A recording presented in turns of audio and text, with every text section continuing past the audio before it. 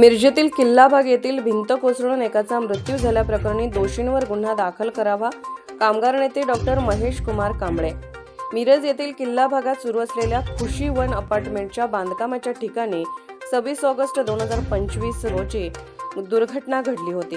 या ठिकाणी बांधकाम सुरू असलेल्या ठिकाणी अचानक भिंत कोसळल्याने 8 ते 10 मजूर पडलेल्या भिंतीखाली अडकले होते. यामध्ये एका कामगाराचा जागीच दुर्दैवी मृत्यू झाला होता, तर उर्वरित मजूर गंभीर जखमी झाले होते.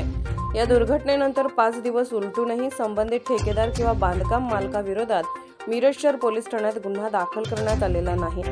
या घटनेबाबत माहिती घेतल्यानंतर कामगार नेते डॉक्टर महेश कुमार कांबळे यांनी असा आरोप केला की अपार्टमेंटचे मालक काशिम मनेर आणि संबंधित व्यक्तींना राजकीय वरदहस्त असल्यामुळे पोलिसांकडून तत्परतेने कारवाई होत नसल्याचा गंभीर आरोप त्यांनी केला आहे. तर येत्या 2 ते 3 दिवसात या प्रकरणी संबंधितावर गुन्हा दाखल न झाल्यास पोलीस अधीक्षक कार्यालय सांगली येथे आमरण उपोषण करण्याचा इशारा यावेळी त्यांनी दिला आहे.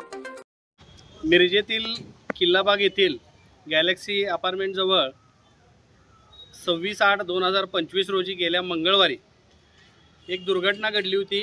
खुशी वन नावाच्या काशिम मनेर डेव्हलपर्सच्या वतीनं जी अपार्टमेंटचं काम सुरू आहे त्या अपार्टमेंटवर दुर्घटना घडली.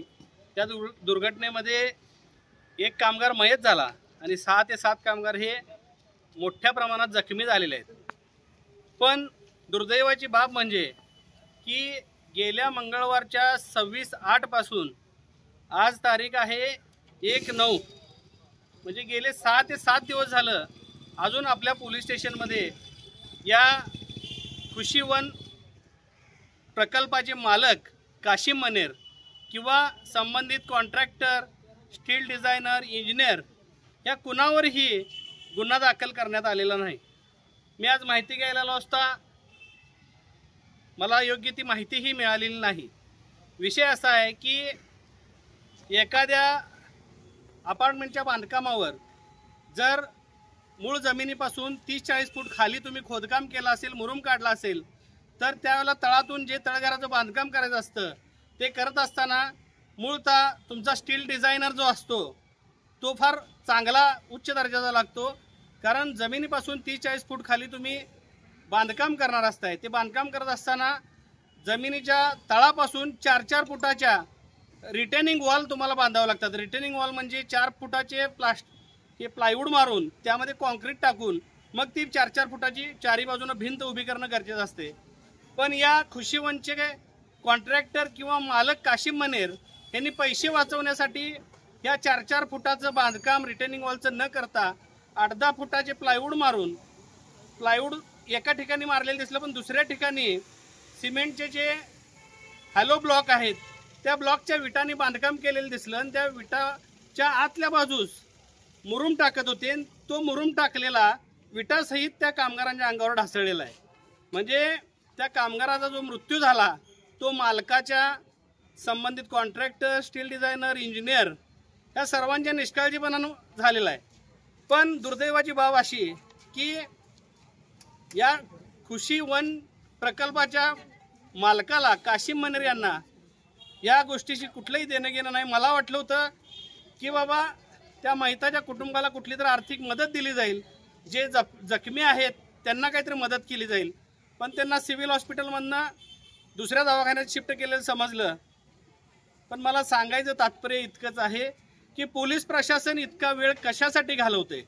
मला कळलं की या 5-6 दिवसात एक राजकीय नेता माननीय जिल्हा पोलीस प्रमुखांना भेटून आला आणि तो राजकीय नेता भेटल्यानंतर गेले 8 दिवस झालं गुन्हा दाखल करायला वेळ केला जातोय.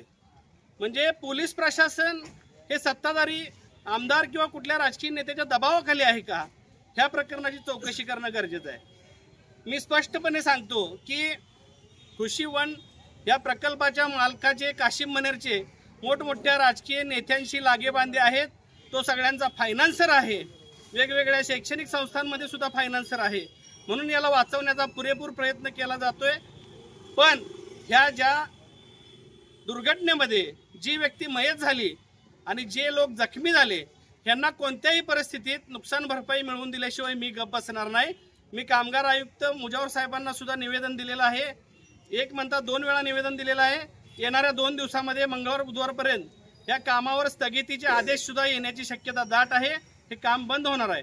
त्यामुळं मी माननीय पोलीस प्रशासनाला एक विनंती करतो की एखाद्याचा जीव गेल्यानंतर त्याची बायका पोरं कुटुंब उघड्यावर पडलेलं असतं. फक्त राजकीय दबावाखाली कुणाचा तर दबाव घेऊन तुम्ही तो गुन्हा दाखल करण्यास जर टाळाटाळ करत असाल तर हे चुकीचं ठरेल आणि तुम्ही मग न्याय देण्याला सक्षम नाही असा एक पब्लिकमध्ये मेसेज जाईल.